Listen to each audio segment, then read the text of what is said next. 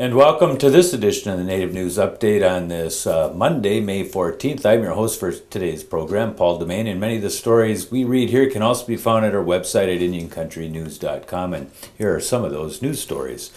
The reward has grown ninefold for the arrest and conviction of those guilty of the slaughter of a rare white buffalo just shy of its first birthday.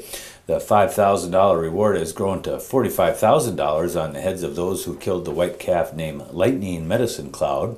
Arby Little Soldier owns the Lakota Ranch near the North Texas town of Greenville. He says he found the calf dead and skinned at his ranch May 1st, and its mother was found dead and skinned the next day. He said contributions of $5,000 to $15,000 have built the reward fund. The white buffalo calf is revered by many tribes, especially the Lakota Sioux, whose tribal lore says the goddess of peace once appeared in the form of a white buffalo calf. On May 10th, Tanya Fiddler joined leaders from states, cities, organizations, business, and other communities to highlight their work and focus on the financial empowerment of all Americans. Tanya serves as the executive director of the Fairbanks Community Loan Fund, a Native American Community Development Financial Institution. They call them CDFIs, located on the Cheyenne River Sioux Reservation in South Dakota. Native American CDFIs have been established to overcome barriers to financial services that often exist in Indian country through two specific strategies. First, through training and education tailored to tribal communities, and second, through program funding and resources that increase the number of Native CDFIs and improve their capacity. The White House Summit on Financial Capability Empowerment was meant to help highlight the critical role that grassroots leaders in states, tribes, local governments, and communities play in helping people improve their financial capability. The President's Advisory Council on Financial Capability is leading a nationwide effort to promote local councils to spearhead capability initiatives across the country. Many states, tribes, and local governments are already leading the charge to promote financial capability in their own communities and jurisdictions. April was Oregon Transplant Month, but with over 110,000 people waiting for transplants, including 9-year-old Lita Pettigrew, the time is getting short, and she's been waiting for over a year for a kidney transplant. We go to a YouTube report from KETV in Omaha, Nebraska. 9-year-old Layla Pettigrew has been waiting for a new kidney for over a year. She was born with a coital abnormality, where her bladder, her bowel, and uterus didn't separate during development. As a result, Layla has undergone numerous operations and procedures. We always kind of knew that it would, inevitably come down to a kidney transplant. Her father says they didn't expect Layla to need a transplant so soon, and time is not on her side. Doctors say it usually takes 2 to 5 years to find a suitable donor.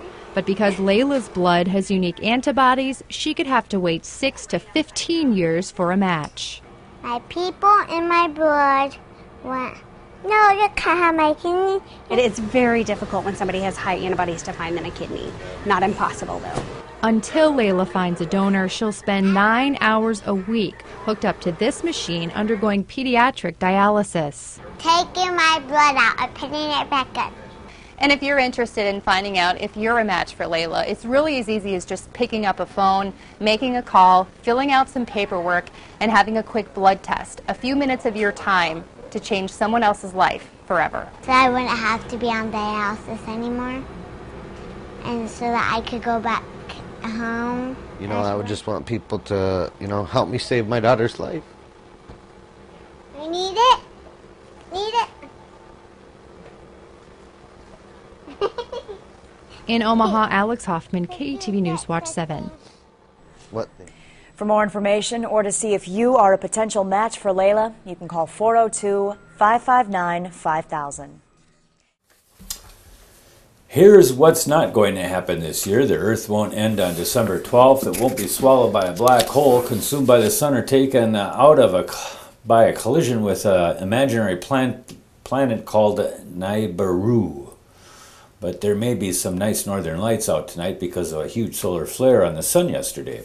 As of today, more people than ever will believe these claims of potential calamities occurring on precisely the day they're predicted to. However, a new discovery just reported in the journal Science of the earliest known Mayan astronomical calendar featuring elaborate and detailed work by one of the most impressive civilizations that ever lived, might change it a little bit. It was earlier interpretations of other Mayan calendars that gave rise to the internet-fueled doomsday scenario of the past few years, mostly because one calendar cycle the Mayans computed ends this December 12th, though no one paid much attention to the fact that another one was supposed to begin immediately after that. Here are a few of the newest findings. The site described in the signs seems modest at first. A small painted room unearthed in 2011 in the Mayan ruins in Zoltan, Guatemala. The overall Zoltan site was first described by archaeologists in 1915 and has been explored and sadly plundered many times. Most of the east wall appears to have been given over to tracking lunar cycles and using them to frame relatively short periods on the Mayan calendar. The north wall involved planetary observations, which helped establish what the archaeologists call long count dates. These longer spans are usually 3,000 to 4,000 years, the authors write. The numbers used in the calculations are not numbers as we know them, but arrangements of dots and bars. And with the help of that simple coding, it is possible to understand some of the Mayan units of time, such as the 360-day uni, and the monthly cycles of the moon are also assembled into 178-day lunar semesters. The smallest time scales on the north, the longer range north wall are 117 day cycles, which coincide with the synodic period of Mercury, or the amount of time it takes for Earth and Mercury when they are in a given position relative to each other to return to that precise position as they move through their orbits. One goal of the Maya calendar keepers, the investigators believe and write, was to seek harmony between sky events and sacred rituals. The calculations in the Zoltan room were precursors to what's known as the Dresden Codex, a much more sophisticated series of Mayan formulas recorded on bark paper books in the 15th century. The Mayans no doubt would have preferred that their permanent monuments be preserved rather than just the astronomical facility lounge in which they did their background work, but the archaeology is capricious and which clues survive the centuries or are lost to them is impossible to predict, the authors of the article write. Either way, the Mayans left us plenty to ponder. None of it points to the end of the world. All of it, however, can help enrich us. And the forecast apocalypse, it's probably good for making some money somewhere, somehow.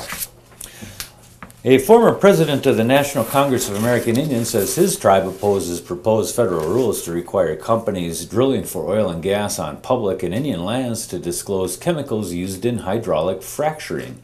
Three affiliated tribes chairman Tex Hall stated his position last week during an energy expo on the Fort Berthold Reservation, which lies in western North Dakota's booming oil patch.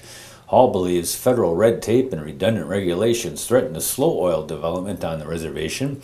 According to the Forum newspaper there, the process commonly known as fracking uses pressurized fluid and chemicals to break open oil-bearing rock. It is controversial because some people fear it will harm the environment. The Obama administration recently issued its proposal for disclosure on public and Indian lands. The proposed rules also set standards for proper construction of wells and wastewater disposal. Interior Secretary Ken Salazar said the rules will allow continued expansion of drilling while protecting public health and safety. Hall said he's not opposed to disclosure of fracking chemicals, but feels the proposed federal rules may go too far. U.S. Census figures crunched by state officials say more than 1/5 of Hawaiian residents identify as at least part Native Hawaiian. The State Department of Business, Economic Development, and Tourism says nearly 290,000 Hawaiian residents identified themselves as either fully or partially Native Hawaiian in the 2010 census. That's up 21% from the year 2000, well outpacing overall population growth of 12.3%. The number of people who identify only as Native Hawaiian stayed the same in 2000 and 2010 at just over 80,000 people. That represents less than 6% of the Hawaii's total population of nearly 1.4 million. The state's analysis shows populations of other Pacific Island groups also grew quickly during the same decade. And Fairbanks Native Association and University of Alaska Fairbanks Center for Alaska Native Health Research are hosting a support group for Alaska Native cancer survivors and their loved ones. The next meeting will be held on Tuesday, May 15th at 5:30 p.m. at the Hannah Solomon Building, 317 Wendell Avenue. The topic is cancer and our native foods. There will be refreshments and door prizes, and for transportation you want to call Frida Williams at 452-5225, or additional information you can call Ellen Lopez at 474-7318. Cancer is a subject in Indian country that many people are aware of. And that is going to be another roundup of news from Indian country on this edition of the Native News Update. Thanks for joining with us, and you come back again soon. Be good.